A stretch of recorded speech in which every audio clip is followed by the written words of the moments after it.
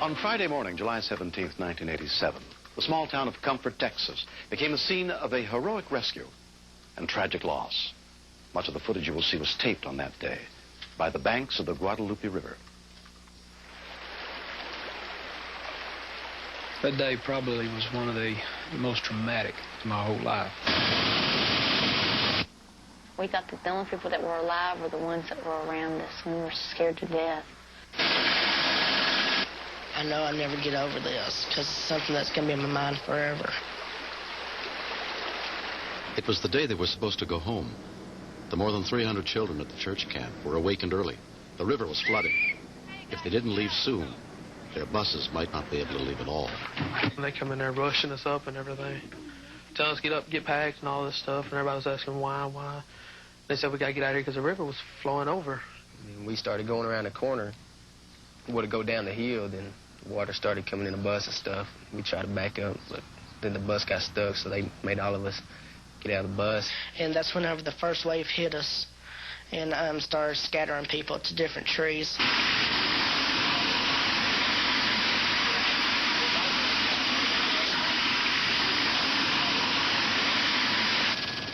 Floodwaters of the Guadalupe River had swept away 43 people in a matter of seconds. A call for help went out. A television news helicopter, already covering the flood, piloted by Vietnam vet Mike Rice, headed for the site of the accident, where cameraman David Villarreal shot this footage. It just all seemed like routine flooding to us, and really had no idea what we were about to witness. Boy, we're able to see the kids clinging onto the trees like ants, surrounded by rushing water.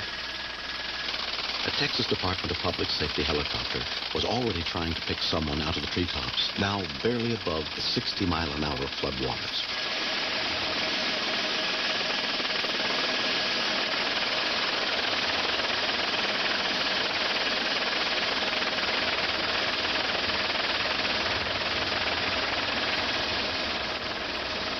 "17-year-old Chris Ray was the first to be rescued.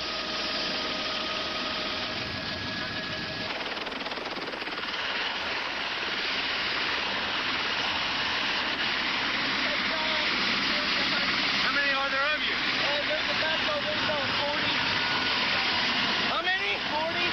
In the bus? Well, the bus. We all got on the bus. Wherever the bus going down. As news bulletins spread the word of the flood and accident, more help arrived, but many parents feared the worst. I know for me that it was like you've got two daughters down there. Now, obviously, they both are not going to make it. You know, which one would you choose? Which one would you have come back? The news crew picked up volunteer fireman Ray Masterman to try to help rescue the kids. All of a sudden, I think all three of us saw the people at the same time, and it seemed like every tree had a face or two in it.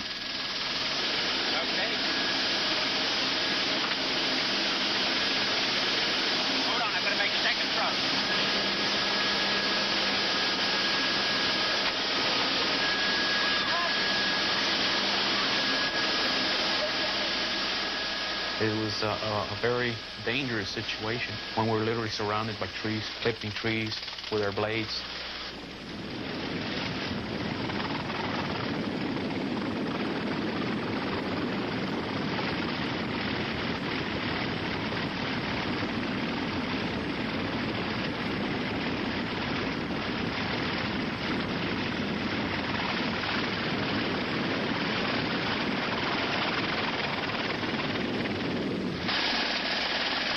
Before they had time to touch down or refuel, they got word that a girl was adrift in the river and in trouble. There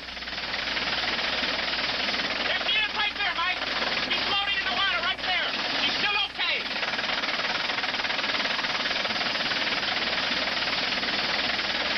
There she is right there.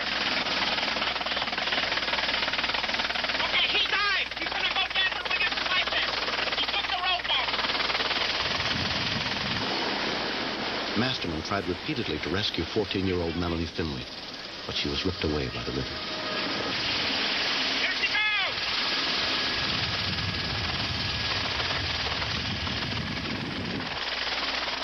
I wish I could have got hold of her.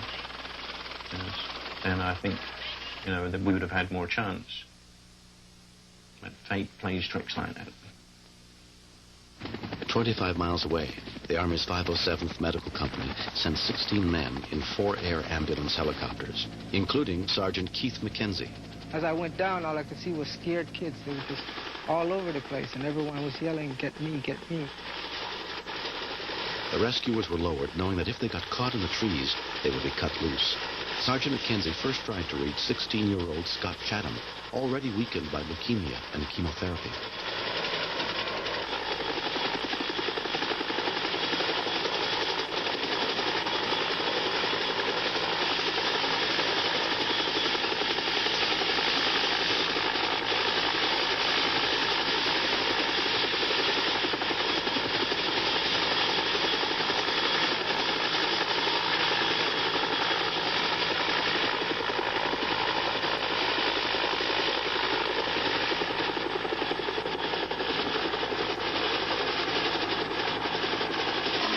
It took hours, but the Army rescuers pulled 26 people out of the trees. By 11:30 that morning, it was over. 33 people had been saved. What's your name? Michelle.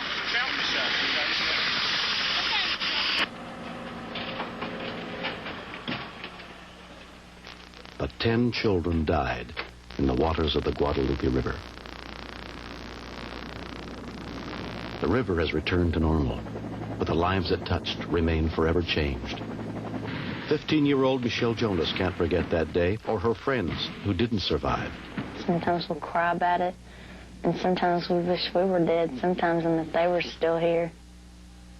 Gene Marsh, now 16, was rescued from the Comfort flood, but his girlfriend Leslie drowned. We got in a fight, and I never got a chance to apologize to her. But if she was still here, I definitely would apologize to her. And I wish she was here so I could. Cortland Sewell's family was torn apart by the tragedy. 2 of his children died. All 4 of my kids were there, and so we lost 2, and we got 2 back. So we know what both ways feels like, getting your kids back plus losing your kids. There's an empty spot in my life, a big one. And I've tried to think, well, how would it be if, instead of Cindy and Christopher, if it was Michelle and Jamie? It'd be the same. It's a pain that you don't want to know. It feels like your insides have been ripped out of you. Ray Masterman finds some comfort in a letter he received from the family of the girl he tried so desperately to save. I've recently read about your efforts to save my sister, and thank you so much for risking your own life to save my sister's. I'm sending you a picture of her so you can think of her the way she was normally instead of the way you saw her. You probably never will be able to, though. Thank you so much again. I'm sorry it has taken me so long to say so. Sergeant McKenzie was responsible for rescuing 15 kids that day. I don't feel myself as being a hero. I was trained to do it, and I was glad to prove myself my training was worth it. After 10 years covering news, David Villarreal put down his camera that day and got involved. That, by far, is the biggest story I have covered in my career. The fact that we were part of it and were able to do something and at least save 2 of the girls feels like we accomplished something. 1 year later, a memorial was dedicated to the 10 who died, but also to the 33 survivors and the heroes who had risked their lives to save them. At the end of the ceremony, a lone helicopter flew over in tribute. They risked their lives to save our kids. If it weren't for them, we wouldn't be here. I think they really did a miracle for us.